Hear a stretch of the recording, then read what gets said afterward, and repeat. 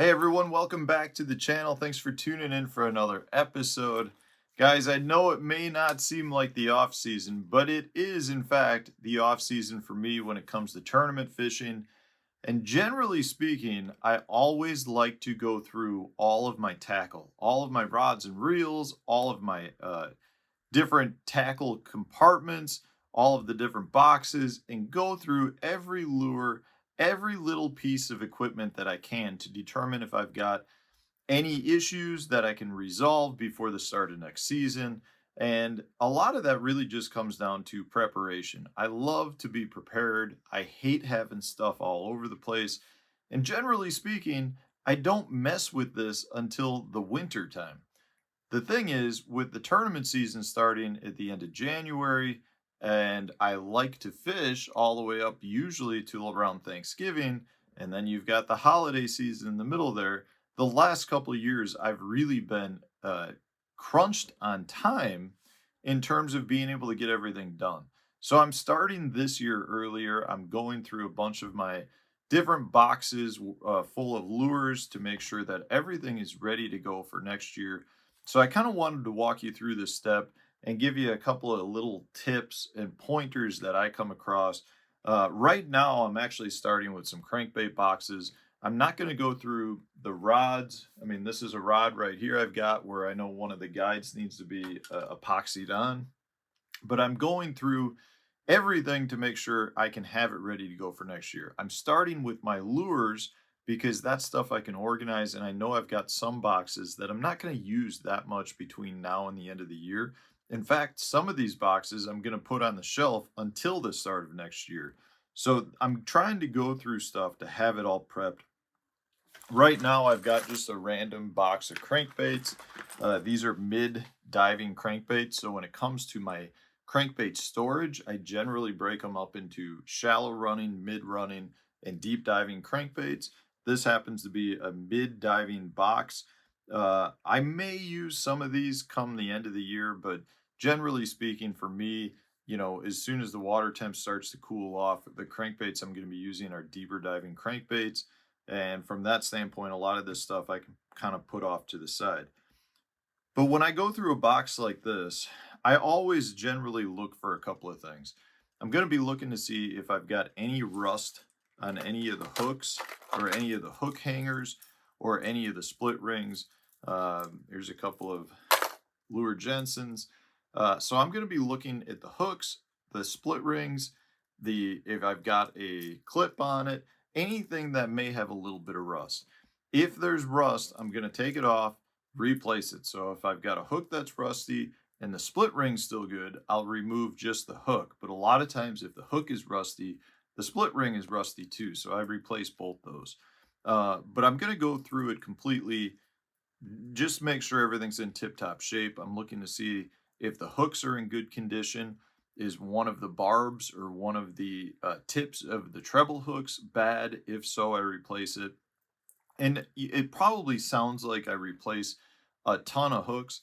I don't generally replace that many. If the bait was a bait that I use quite a bit, that for sure will get replaced. But a lot of these baits, I'm sad to say, probably never even had a cast made this year. So they've got hooks that are good from the previous season. And when they're in the box, they're generally not tossing around so much to the point where your hooks are going to go bad. But one thing I do want to point out is and this may sound kind of anal, but I actually will wash every one of my baits. So if the bait's in great shape, it'll be fine. But in this case, this bait was in with another bait that had a little bit of rust on it. And you can see potentially that there's a little bit of rust marks that are down here on the bait. I like to get all of that off. To me, any little bit of rust that's left can generally lead to rust issues in the future.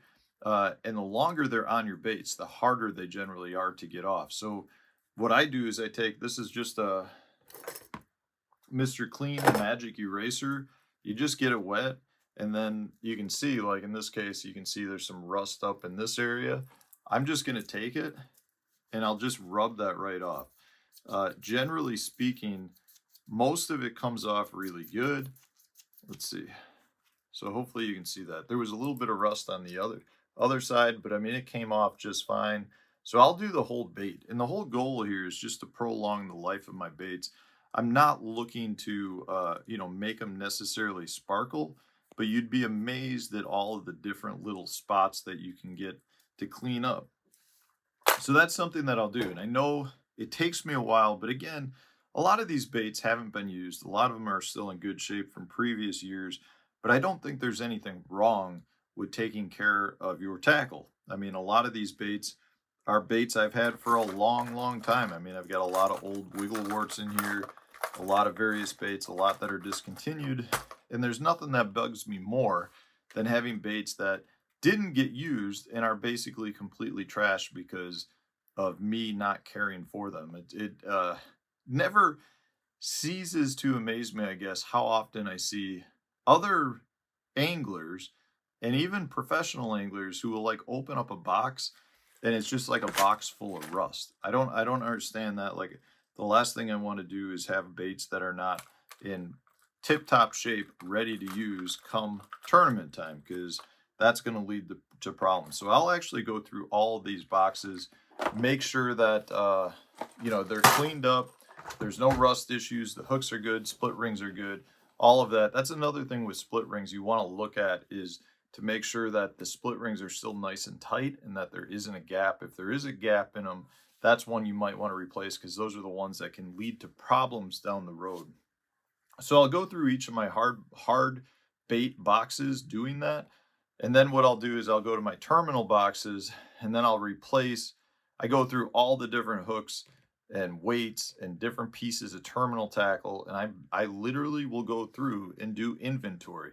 So if I'm down to 1/4 ounce tungsten bullet weight, I'll write it down so I know I've got to order more. If I go through hooks and I find that I've got, I don't know, pick a hook, a finesse wide gap wacky rig hook, and I'm down to 1 pack, I'll order a couple of more packs. And I'm literally doing inventory because, again, the last thing I want to do is wait till right before my next tournament and me be like, okay, I need these hooks, and find out they're back ordered, which happens all of the time. So I feel like this year I'm starting real early.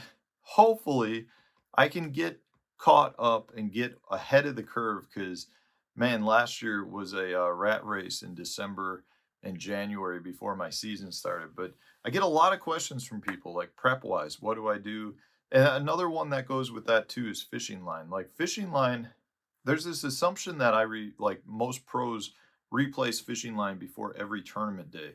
I would say the opposite. I think most pros replace fishing line when needed, meaning they're not just fishing a day, get back to and take all the line off, replace it for the next day. So I'll have probably fishing line on my reels that have been on almost all year long if I didn't need to replace them, especially if you're talking braid. But the point here is maintenance is key, upkeep is key.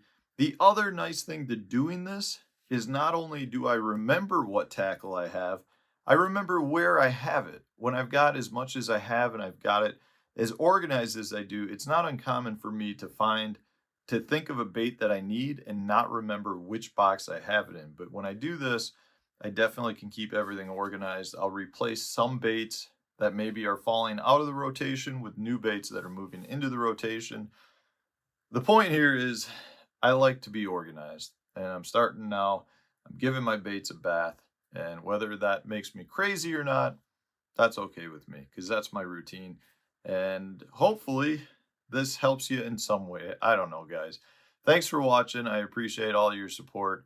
And if you enjoyed the video, hit the like button. If you've got some other tips for cleaning baits, getting baits, into tip-top shape, let me know through the comment section, so that not only can I learn from you, other viewers can learn from you as well. Thanks for watching, guys. Stay tuned. New tip video coming out tomorrow.